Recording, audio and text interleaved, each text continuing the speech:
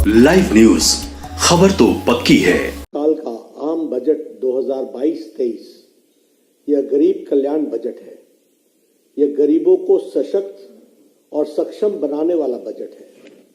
यह ग्राम विकास, कृषि विकास, श्रमिक कल्याण, इंफ्रास्ट्रक्चर डेवलपमेंट, पूर्वोत्तर एवं पहाड़ी क्षेत्रों के विकास को समर्पित बजट है। यह माननीय प्रधानमंत्री श्री नरेंद्र मोदी जी के नेतृत्व में केंद्र की भारतीय जनता पार्टी की सरकार द्वारा सामाजिक न्याय, समानता, सम्मान और समान अवसर की अवधारणा को चरितार्थ करने वाला बजट है। यह ईज ऑफ लिविंग को बढ़ाने पर जोर देने वाला बजट है।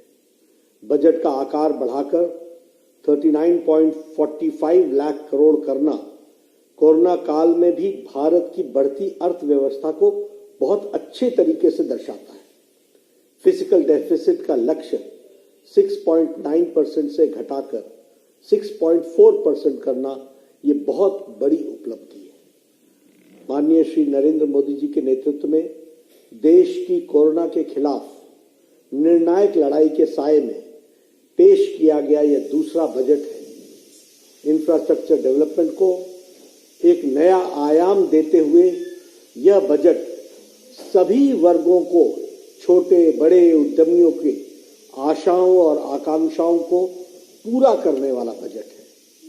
यह महज एक साल के डेवलपमेंट का एजेंडा नहीं है, बल्कि देश के लिए अगले 25 साल की बुनियाद रखने वाला यह ब्लूप्रिंट है। ऐसे सर्वस्पर्शी, सर्वसमावेशी एवं देश के जन जन और हर क्षेत्र के सर्वांगीण कल्याण के प्रति समर्पित आम बजट के लिए मैं माननीय प्रधानमंत्री श्री नरेंद्र मोदी जी और वित्त मंत्री श्रीमती निर्मला सीतारमण जी को, उनकी पूरी टीम को अपनी ओर से और पार्टी के करोड़ों कार्यकर्ताओं की ओर से बधाई देता हूं और उनका हार्दिक अभिनंदन भी करता हूं। पिछले वर्ष 15 अगस्त को लाल किले के प्राचीर से आदरणीय प्रधानमंत्री श्री नरेंद्र मोदी जी ने 100 लाख करोड़ की गति शक्ति योजना लॉन्च की थी। इस बजट में गति शक्ति को एक नई उड़ान मिली है। इस बजट में आत्मनिर्भर भारत के लिए लक्ष्यों को पाने के लिए शुरू की गई प्रोडक्शन लिंक्ड इंसेंटिव PLI योजना को जबरदस्त रिस्पांस मिला है। इससे लगभग 60 लाख नई नौकरियां पैदा होंगी और अगले 5 वर्षों में 30 लाख करोड़ रुपए का अतिरिक्त उत्पादन होगा।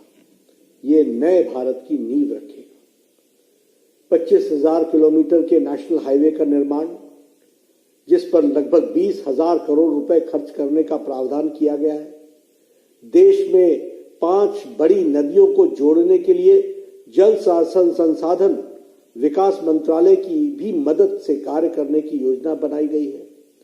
बेतवा लिंक प्रोजेक्ट के लिए बजट में 44,605 करोड़ रुपए का खर्च किए जाने का प्रावधान किया गया है, जिसके तहत पानी की समस्या से जूझ रहे बुंदेलखंड क्षेत्र के लगभग 62 लाख लोगों को पेयजल मिलेगा। मैं इसके लिए प्रधानमंत्री श्री नरेंद्र मोदी जी को हार्दिक अभिनंदन करता हूं और उनको धन्यवाद करता हूं। प्रधानमंत्री श्री नरेंद्र मोदी जी के नेतृत्व में केंद्र की भारतीय जनता पार्टी सरकार, NDA की सरकार, कृषि विकास, किसान के कल्याण एवं उनकी आय को दुगना करने के लिए कटिबद्ध है। सरकार ने MSP पर रिकॉर्ड खरीदी का प्रावधान बजट में किया है। ऑर्गेनिक खेती को बढ़ावा देने के लिए विशेष कदम उठाए गए हैं। गंगा किनारे रहने वाले किसानों की जमीन पर खास फोकस दिया जाएगा, जिसके लिए 5 किलोमीटर का चौड़ा कॉरिडोर बनाने की योजना बनाई गई है। लैंड रिकॉर्ड्स के लिए डिजिटलाइजेशन की योजना पर भी जोर दिया गया है। इस बजट में 130 लाख MSMEs की मदद के लिए सरकार द्वारा 2 लाख करोड़ का एडिशनल लोन मुहैया कराने के लिए कदम उठाए गए हैं। अगले 5 साल में MSMEs को लगभग 6,000 करोड़ रुपए की आर्थिक सहायता दी जाएगी। साथ ही यह व्यवस्था भी की जाएगी कि इसका सदुपयोग हो सके। इस बजट में प्रावधान प्रधानमंत्री आवास योजना को एक विस्तार दिया गया है। गरीबों के लिए 80 लाख अतिरिक्त घर बनाए जाएंगे। इसके लिए बजट में 48,000 करोड़ रुपए का बजट आवंटित किया गया है। भारत के संघीय ढांचे को मजबूत करते हुए श्री नरेंद्र मोदी जी की सरकार ने 2022-23 के में राज्यों को 1 लाख करोड़ रुपए का आवंटन करने की घोषणा की है, जो 50 साल के लिए ब्याज मुक्त होगा और राज्यों को दी जाने वाली सामान्य ऋण से अलग होगा। मैं इस ऐतिहासिक कदम के लिए माननीय प्रधानमंत्री नरेंद्र मोदी जी को और केंद्रीय वित्त मंत्री श्रीमती निर्मला सीतारमण जी का स्वागत करता हूं। नॉर्थ ईस्ट के विकास के लिए 1500 करोड़ रुपए का प्रावधान है। वहीं उत्तरी बॉर्डर पर स्थित गांवों के विकास के लिए वाइब्रेंट विलेज प्रोग्राम चलाए जाने का प्रावधान किया गया है। टेली मेंटल हेल्थ प्रोग्राम शुरू किए जाने की भी घोषणा की गई है। साथ ही मिशन शक्ति, मिशन वात्सल्य, सक्षम आंगनवाड़ी पोषण 2.0 अभियान के भी शुरू किया गया है। साथ ही साथ 2 लाख आंगनबाड़ी को भी अपग्रेड किया जाएगा। लगभग 60,000 करोड़ रुपए की लागत से हर घर नल जल पहुंचाने का प्रावधान किया गया है। देश के सभी 1.5 लाख पोस्ट ऑफिस को बैंकिंग से जोड़ा जा चुका है। अब आजादी के 75 साल पूरे होने पर 75 डिजिटल बैंक 75 जिलों में बनेंगे।